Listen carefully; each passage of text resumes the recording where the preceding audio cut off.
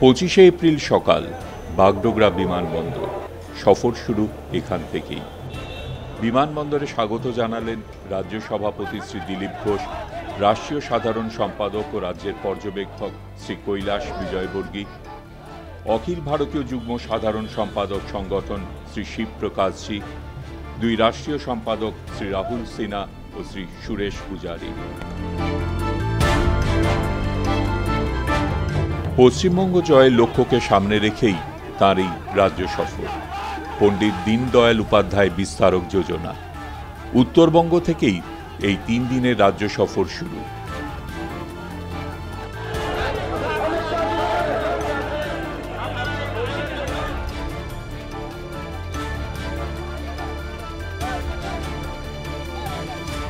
শ্রী অমিত শাহ, ভারতীয় জনতা পার্টির সর্বভারতীয় সভাপতি।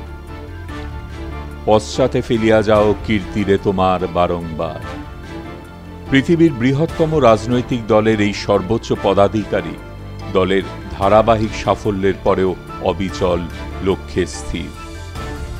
শ্রী অমিত শাহ, তার পরবর্তী লক্ষ্য পশ্চিমবঙ্গ, এবার বাংলা।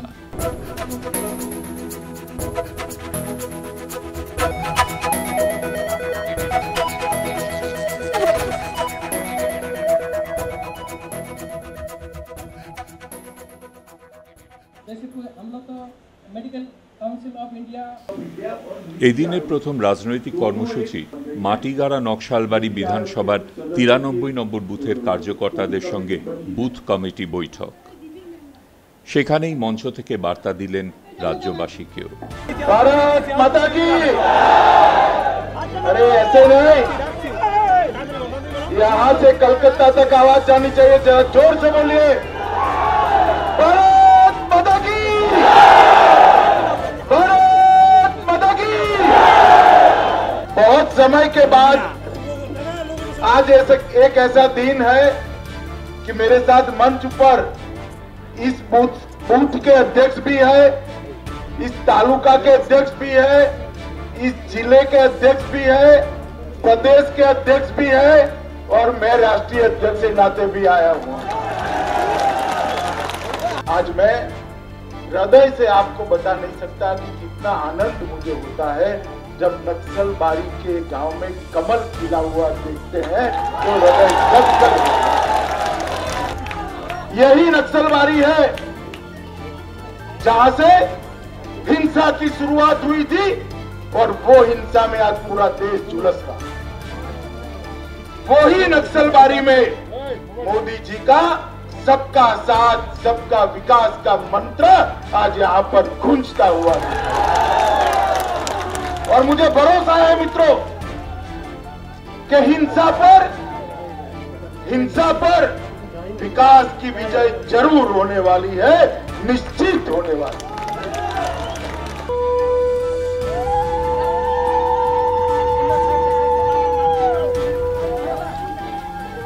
সম্পর্ক অভিযানের অঙ্গ হিসেবে পৌঁছে গেলেন সাধারণ মানুষের দরজায় দরজায়। শুনলেন তাদের অভাব, অভিযোগ, দুঃখের কথা।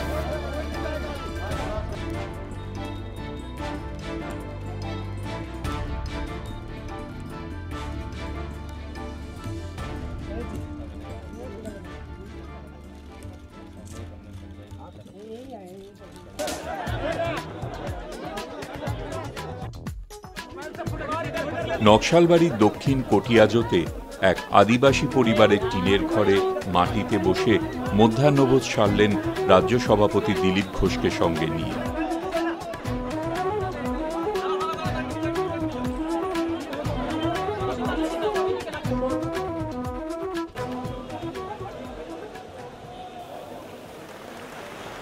এবার নাগরিক সম্মেলন। নকশালবাড়ি থেকে শিলিগুড়ির নেতাজি ইন্ডোর স্টেডিয়াম। সেখানেও অন্ত ছিল না সাধারণ মানুষের উৎসাহ। পশ্চিমবাংলা আমরা ভারতীয় জনতা পার্টির ভিত তৈরি করব এবং এখানে যে হিংসা এবং দুর্নীতি রাজনীতি চলছে তাকে সমূলে উৎপাদিত করে পশ্চিমবাংলায় বিজেপির সুশাসন নিয়ে আসবো, রামরাজ্য নিয়ে আসবো। মাননীয় নরেন্দ্র মোদীর নেতৃত্বে ভারতবর্ষে যেভাবে দুর্দান্ত গতিতে বিকাশের পথে এগিয়ে চলেছে তাকে গতি দিয়ে বিস্তার দিয়ে পশ্চিমবাংলায় গ্রামেগঞ্জে পৌঁছে দেবো এই আশা রেখে সবাইকে ধন্যবাদ জানিয়ে माननीय अमित शाह के आरेकबार कृतज्ञता जानिए शेष करছি। भारत माता की जय। पश्चिम बंगाल देश के आजादी के आंदोलन का अभिन्न हिस्सा रहा। ये बंगाल देश की धार्मिक चेतना की जागृति का अभिन्न हिस्सा रहा। ये विवेकानंद की जमीन भूमि है, ये टैगोर की भूमि है, बंकिम चंद्र चट्टोपाध्याय और श्यामा प्रसाद मुखर्जी की भूमि।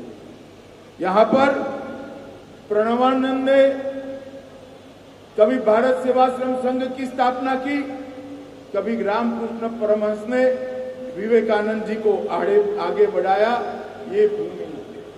ये भूमि है जिसने वंदे मातरम भी दिया, जन गण मन भी दिया और देश के आंदोलन को बड़ी दिशा।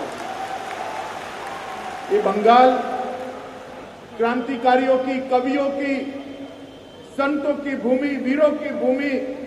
और इस बंगाल पर आज जब मैं आया हूं तो हृदय से उत्तर बंगाल के हिस्से में आकर हृदय से मुझे बहुत बहुत आनंद हो रहा है।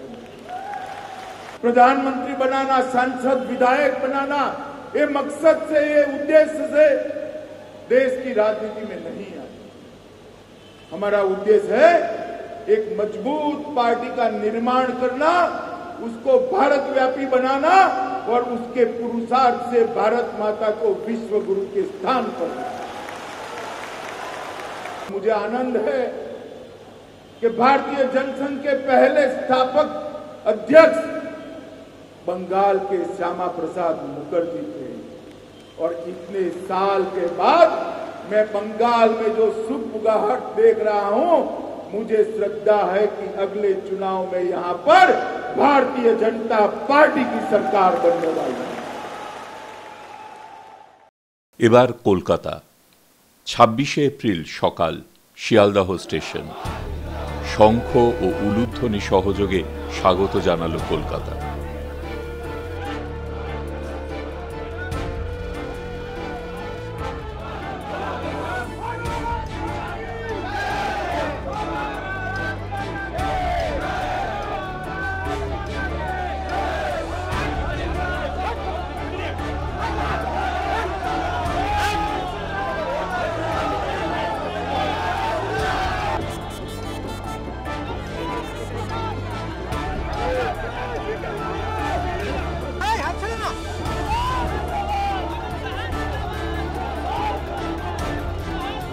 কিছু পরেই সাংবাদিক সম্মেলন কলকাতা প্রেস ক্লাবে। मित्रों, आज बंगाल में मैं 3 दिन के दौरे पर, कल उत्तर बंगाल के नक्सलबारी में बूथ नंबर 93 पर मेरा प्रवास पार्टी की ओर से रखा गया। ये मेरा जो प्रवास है वो दीनदयाल जन्म शताब्दी के विस्तारक योजना के तहत रखा गया है। दीनदयाल जन्म शताब्दी के तहत भारतीय जनता पार्टी के देश भर में 3.5 लाख से ज्यादा कार्यकर्ता 15 दिन, 6 महीना और 1 साल के लिए पूर्ण समय बूथ को आगे बढ़ाने के लिए काम करने वाले हैं। बूथ में भारतीय जनता पार्टी के काम का विस्तार करने के लिए काम करने वाले हैं। और उसी के तहत मैं भी 15 दिन के लिए बंगाल, उड़ीसा, तेलंगाना, लक्षद्वीप, गुजरात में 3-3 दिन कर 15 दिन तक काम करने वाला। जब आजाद हुए तब बंगाल का देश के विकास में हिस्सा 25% था, वो आज घटते घटते घटते 4% पर स्थित रह गया। यही बताता है कि पहले कम्युनिस्टों के शासन में और अब तृणमूल के शासन में बंगाल तेजी से विकास में अपनी हिस्सेदारी को घटा रहा।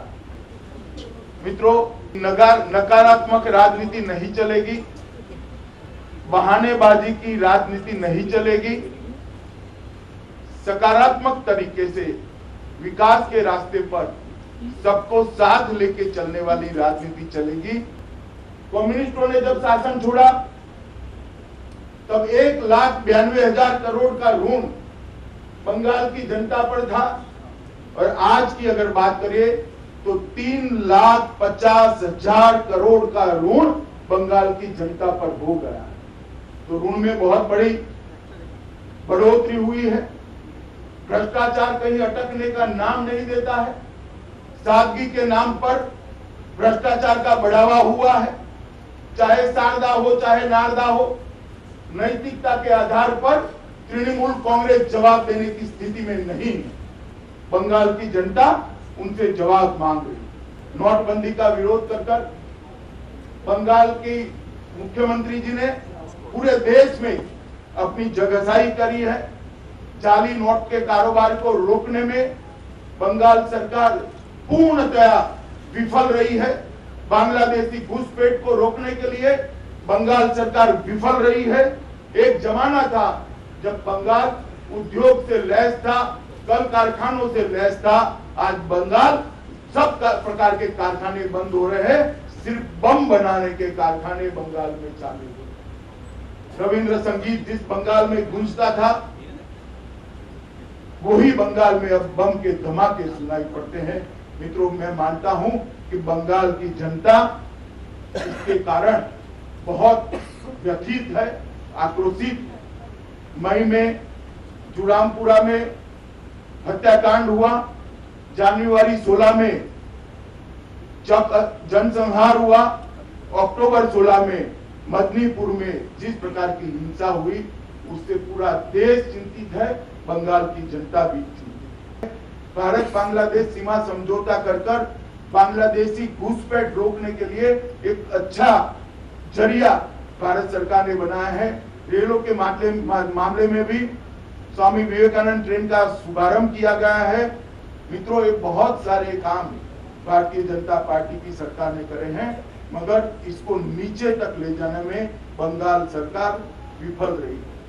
मित्रों, भारतीय जनता पार्टी बंगाल में जिस प्रकार से तेजी से अपने संगठन का विस्तार कर रही है, 2 उपचुनाव में हम प्रमुख विपक्षी दल की भूमिका में आए हैं, हम दूसरे नंबर पर पहुंचे हैं। मुझे पूरा भरोसा है इसी गति से भारतीय जनता पार्टी बढ़ती रहेगी और 2019 के चुनाव में सबसे ज्यादा लोकसभा की सीटें प्राप्त कर भारतीय जनता पार्टी बंगाल की सबसे बड़ी पार्टी बनने का लक्ष्य रखकर आगे चल रही है।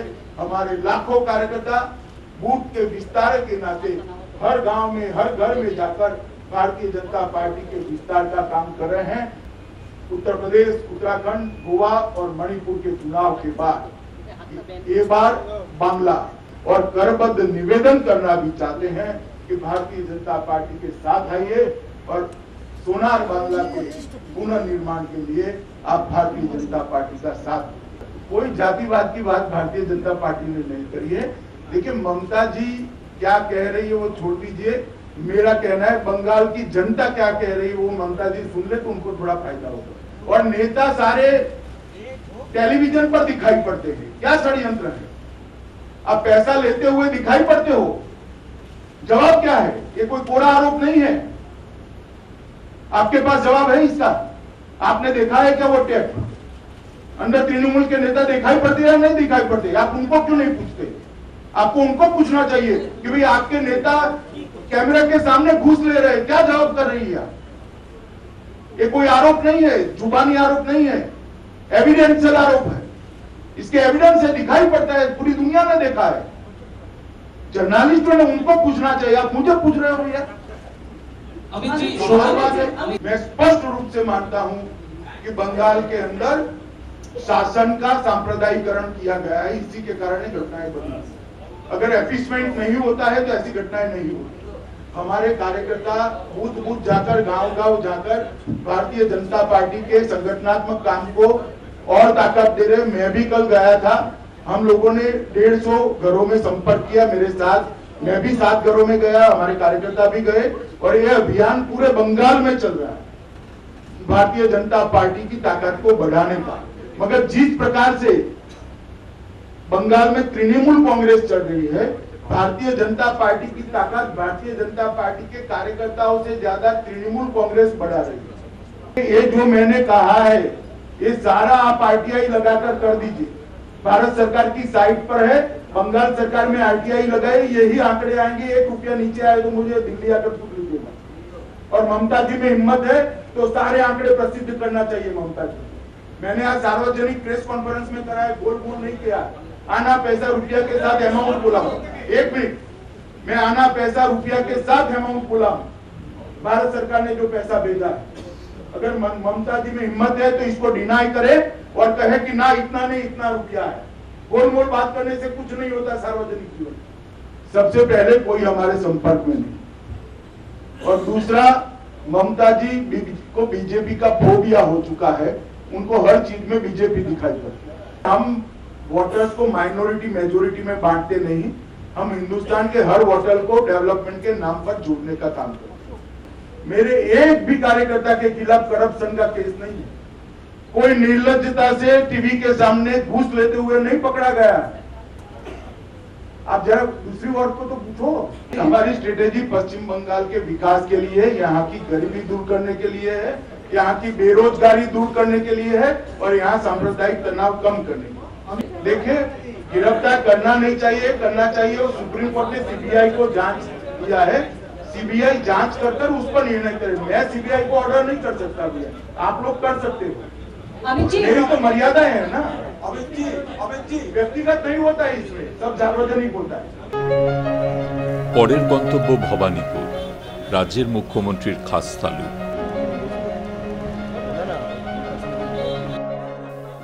269 নম্বর বুথে বৈঠকে বসলেন বুথ কার্যকর্তাদের সাথে, সঙ্গে পুরোদমে চলল জনসম্পর্ক।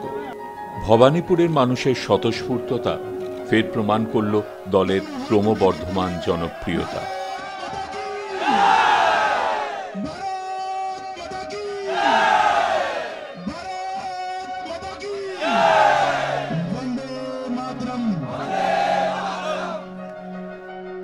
সন্ধ্যায় শহরের বিশিষ্ট মানুষজনের সঙ্গে সভা মহাজাতি সদনে।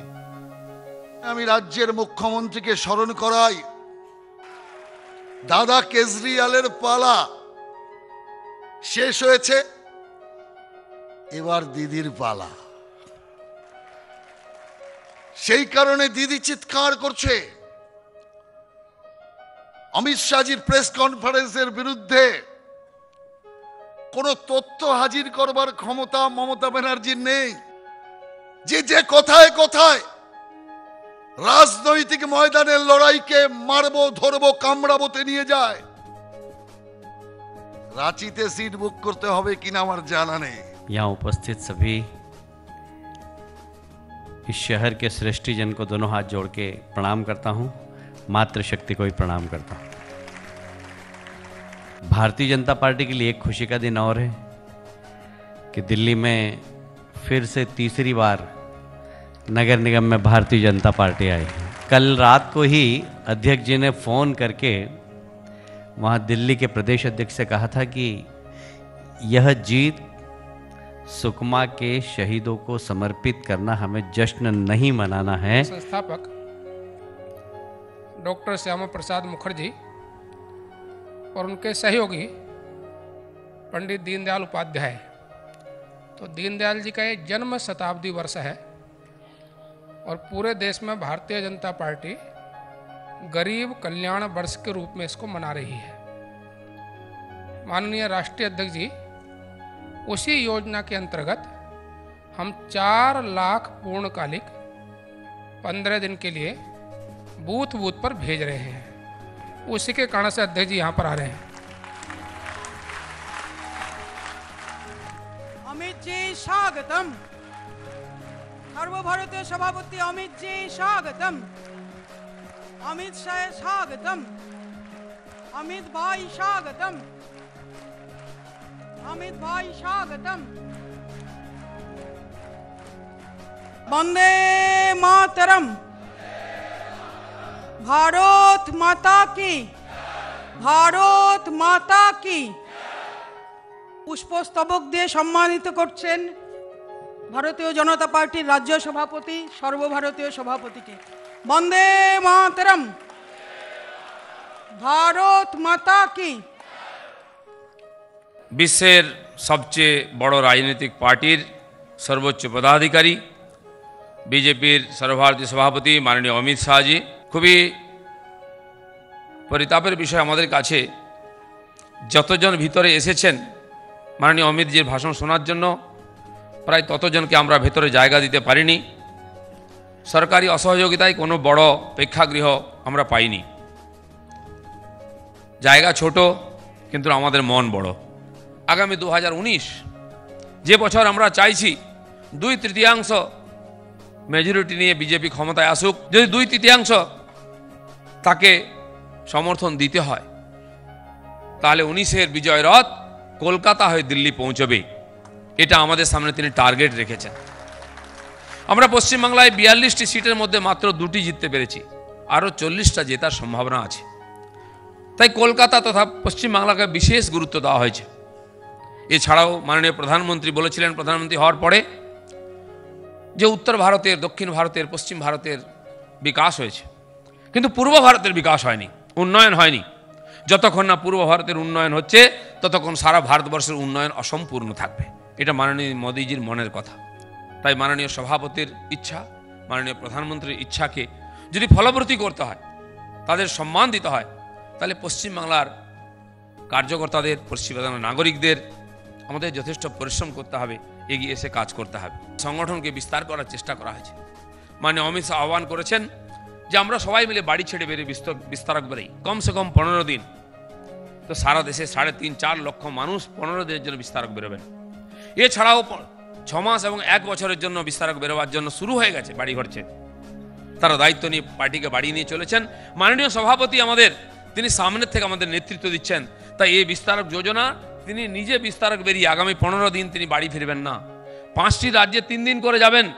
এবং সেই শুভ সূচনা বিস্তারক যোজনা তিনি নিজে শুরু করেছেন এবং পশ্চিমবাংলাকে বেছে নিয়েছেন। এটা আমাদের গর্বের এবং আনন্দের ব্যাপার। आपको अपील करने भी आया हूं कि आप सभी, अगर मेरी बात करने के बाद आपको ठीक लगता है तो बंगाल की अभी की जो परिस्थिति है उसको बदलने के लिए भारतीय जनता पार्टी का सहयोग जरूर करिए। मैं एक छोटी सी बात आपको कहना चाहता हूं।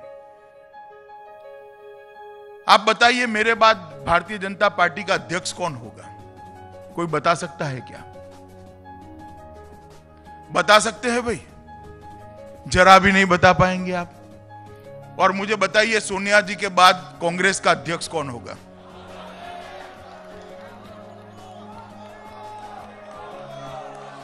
सबको जवाब मालूम है। भगवान लंबी आयु दे ममता जी को, मगर उनका वारिस कौन है सबको मालूम है। आंतरिक लोकतंत्र जिस पार्टी में नहीं है, वो पार्टी लोकतंत्र का भला नहीं कर सकती है। और मित्रों, मैं गर्व के साथ कहता हूं, मैं एक ऐसी पार्टी का अध्यक्ष हूं जिस पार्टी में 3 साल के अंदर अध्यक्ष का चुनाव समय पर होता है, और हमारी पार्टी का कोई नेता 2 टर्म से ज्यादा अध्यक्ष बन भी नहीं सकता है। नीतियों के आधार पर चलने वाली पार्टियों का सूखा हो गया है, अकाल पड़ गया है। दूरबीन लेकर ढूंढते ही नीतियों के आधार पर चलने वाली पार्टियां नहीं मिलती हैं। एक मौका भारतीय जनता पार्टी को देकर देखिए, हम दोबारा वोट मांगने नहीं आएंगे, आप खुद ही वोट दे दोगे।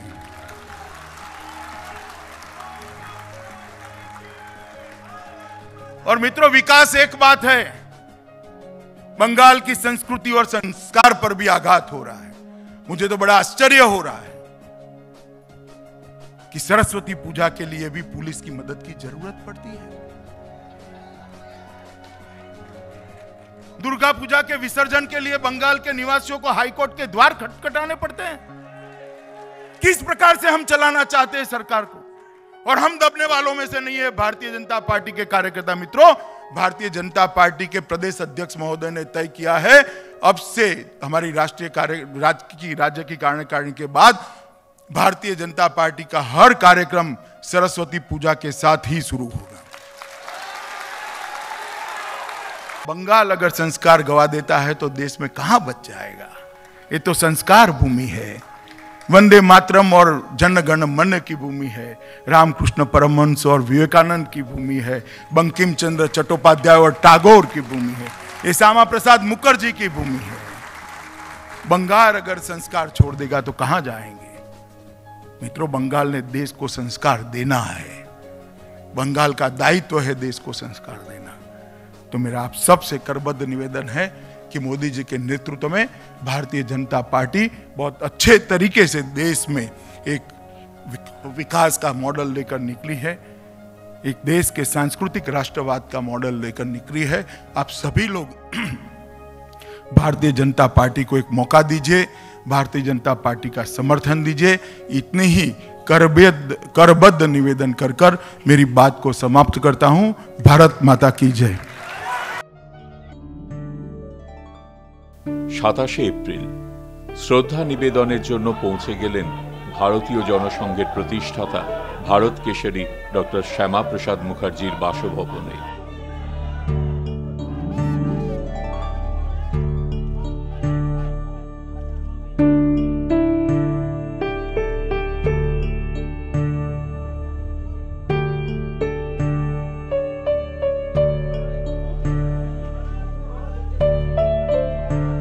জনপ্লাবনে ভাসলেন রাজারহাট নিউ টাউন বিধানসভার 231 নম্বর বুথে, মিশে গেলেন মানুষের সাথে। জনসম্পর্ক চলল সেখানেও। উৎসাহিত করলেন দলীয় কর্মীদের, চ্যালেঞ্জ ছুড়লেন রাজ্যের তৃণমূলকে।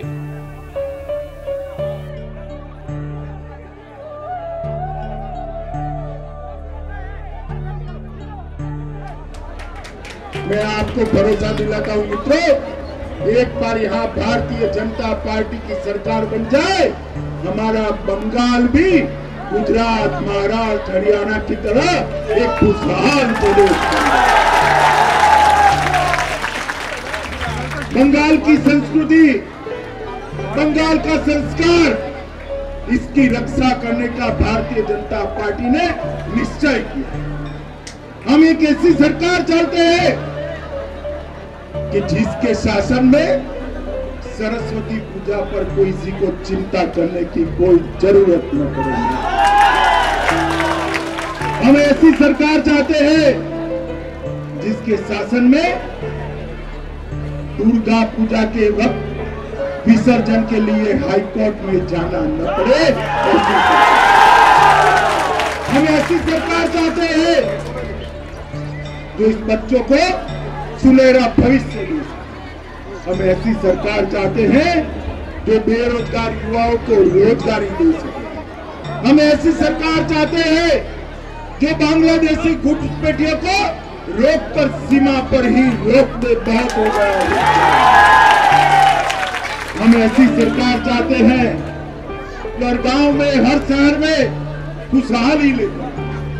हम ऐसी सरकार चाहते हैं जो लोगों की स्वास्थ्य सुविधाओं के लिए अच्छा काम करे। और हम ऐसी सरकार चाहते हैं जो फिर से एक बार सोना और बांग्ला का निर्माण कर दे।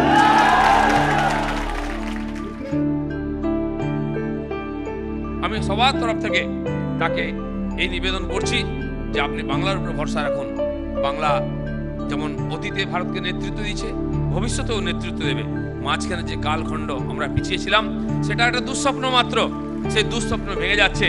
মানুষ এগিয়ে এসেছেন আপনার এবং মোদিজির হাত শক্ত করে ভারত মাতাকে বিশ্বজননী, জগৎ জননী করে গড়ে তুলব এই আশা রেখে সবাইকে আরেকবার ধন্যবাদ জানাচ্ছি। ভারত মাতা কি জয়।